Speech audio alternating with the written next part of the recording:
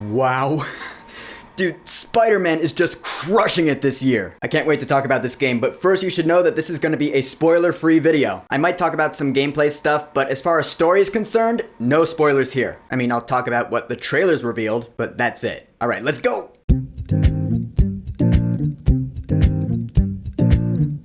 Spider-Man 2. So, Spider-Man 2 is Insomniac Games' highly anticipated sequel to their PS4 Spider-Man game that came out in 2018. They also had Spider-Man Miles Morales a couple years later. Now, the two of them meet up again for their story to continue in Spider-Man 2. So, Spider-Man 2 takes place about a year and a half after the events of the first game, and now a couple of new players are entering the arena. Harry Osborn has come out of his sickness, and so he reunites with Peter Parker. He's a pretty big part of the game. Miles Morales is still struggling with the death of his father, dealing with how Martin Lee, Mr. Negative, caused that for him. And also, Kraven the Hunter has come to New York. He's looking for his next big hunt. He causes a lot of problems. He's also a pretty huge part of the game. So I'd say the two biggest things we're dealing with here are Kraven the Hunter and the Black Suit, the alien symbiote. Because as we saw in the first game's post-credit scene, it has something to do with what Harry Osborn's going through. So now the symbiotes come into play. Ultimately, we got the Venom saga. Because as the trailers showed, we got Venom in this game, and he's fucking awesome. All 19 inches of him, holy shit. But I'm getting ahead of myself. How is the game?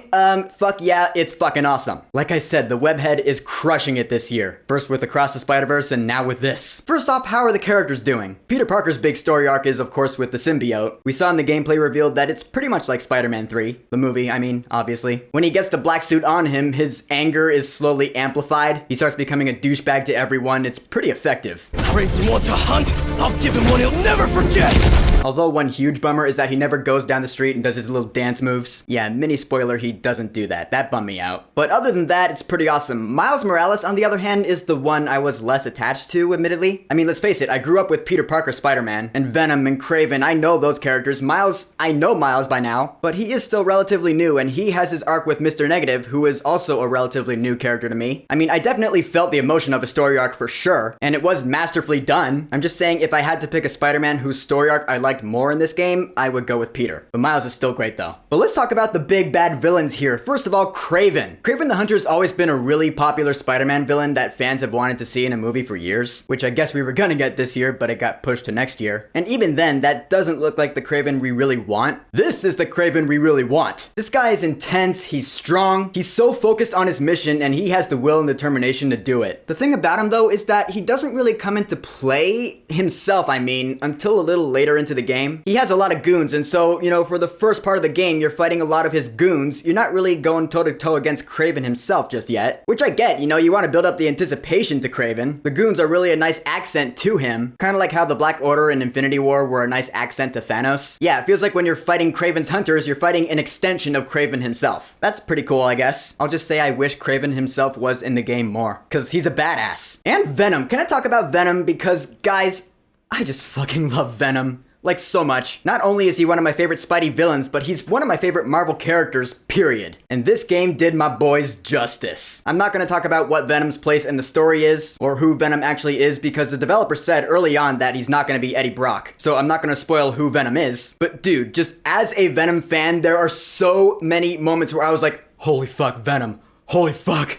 Holy shit. It's like Venom in this game makes Tom Hardy's Venom look like Topher Grace's Venom. Actually, yeah. If I'm looking back on all the different iterations of Venom I've seen in my life, from movies to animated series, etc., this has got to be up there among my absolute favorites. Cause they really nailed the vibe and atmosphere with him. And let's face it, Tony Todd as the voice of the symbiote is like perfect casting. We're going to heal the world. I'm gonna be YouTubing those Venom cutscenes for a good long while. Alright, now on to the gameplay. It's pretty similar to the first game. You're Spider-Man, you're swinging around the city. Although in Spider-Man 2, the swinging feels a lot more intense. And I think it's because of the camera movement. In the first games, the camera movement was pretty smooth when you're swinging. But in this game, it adds an element of realism with a little bit of shaky cam behind him. It makes it feel like you're swinging a lot faster than you were in the first games. I'm not gonna lie, that took me some getting used to at first. But I did get used to it, and the PS5 controller is like perfect for this. This game takes full advantage of the PS5's capabilities, especially with the controller, the vibrations and stuff. It's awesome. It's just another layer of immersion. The biggest new element of traversal in this game is the web wings, which at first I was like, I don't want to use these. Because if I'm playing as Spider-Man, what does Spider-Man do? He doesn't glide, he swings. So I want to get around by swinging. But eventually, I kind of warmed up to the web wings. I was like, no, they're actually pretty good for getting around. Because really, the way swinging works is it launches you up high. You get some serious air in this game. And so a lot of the time, you find yourself above the buildings, and so that's when you use the web wings and you glide down until you're between buildings again, and then you swing again and rinse and repeat. That's how I did it anyway, and it worked for me. As far as the combat goes, some things are the same, some things are different. I mean, you're still going around and hitting dudes with combos. I ended up using the web yanks a lot. You know, the Scorpion from Mortal Kombat. Get over here! Pull enemies towards you and then knock them out. Do some awesome finishers. The finishers in this game are sweet. I'll say the suit powers and mods are gone, and that took some getting used to. But in place of that, we have these little abilities, these special moves you can do. You know, you charge them up by dodging or hitting or blocking, and then you can do something awesome. Pretty standard fighting game mechanic, and these special moves are pretty awesome, especially with Miles. He's got some Venom Strike lightning moves. Yeah, the chain lightning, that was my favorite. So when you're playing as Spider-Man, either Peter Parker or Miles Morales, it's awesome, it's addicting, it's fun as hell. This game does bring back a couple of those Mary Jane Watson stealth missions though, which I wasn't a huge fan of in the first game. Although I'll be honest, while I'm still not a huge fan of them, they were a lot more bearable in this game because she has like actual weapons. I guess I don't want to spoil what they are, but they make these missions a lot easier. So take solace in that. And I guess that just about wraps up gameplay. So can I talk about the story? Again, spoiler free. The story in this game is the reason I'm like, yeah, Spider-Man's crushing it this year. Cause like the first game actually, when it was starting off, I was like, all right, cool Spider-Man shit. And then towards the end of it, I was like, holy shit, yeah, this is what makes this an over-the-top awesome Spidey story. It's the characters and the emotion and the focus on balance between being Peter Parker or Miles Morales and Spider-Man. Helping your loved ones, is your responsibility more towards them or more towards the city of New York? That's always been a huge thing that Spider-Man's had to deal with, the poor guy. That's really the main focus of the story. There is of course more to it, but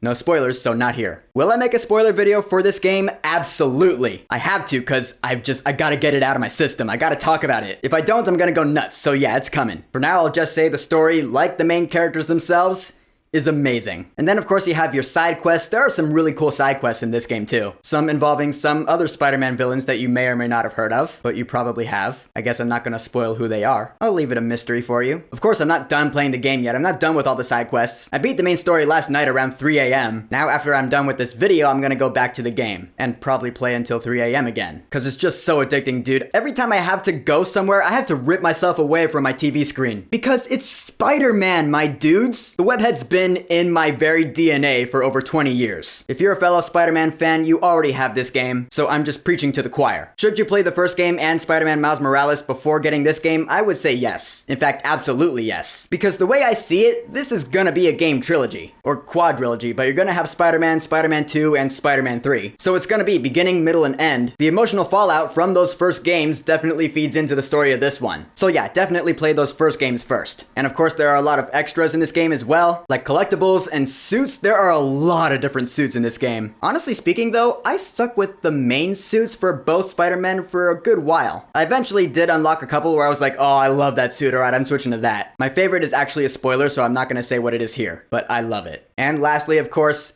gotta talk about this game's music. John Pisano returns to score this game, and I knew from the moment I saw the track performed live at the Hollywood Bowl that I was gonna love the score in this game. Cause it did what I hoped it would do. It took the main themes from both Peter Parker's game and Miles' game and combined them into one awesome score. That's awesome. I love it when they use previous themes like that, they bring them back, it gives them more emotional depth, and I hope they keep that going for the rest of this series. And yeah, I'm probably getting this soundtrack. In the end, Spider-Man 2, I think I've sung its praises enough. The game is kick-ass, the story is mind-blowing, especially if you're a fan. The gameplay's awesome, getting around, you know, you might have to get used to it at first, but you will get used to it, you'll warm up to it. If you can just get past the dumb MJ stealth missions, which are better in this game than they were in the previous one, you're gonna love this game. The writing, the music, the graphics? Yeah, I haven't even touched on them. The graphics of the city are amazing. It's a bigger map than in the previous games. You can now go to places like Astoria and Coney Island. There's a lot more to see in this game, so it doesn't just feel like Spider-Man DLC. That's a plus. I haven't even explored the entire map yet, so I can't wait to get back to that. And most importantly, they did my boy's Venom right. Alright, that's not most important, but it's up there, okay? At least for me. Guys, this game is great. Get it, play it, love it. So, Spider-Man 2, have you played it yet? What are your thoughts on it? Whatever you think, go ahead and leave a comment.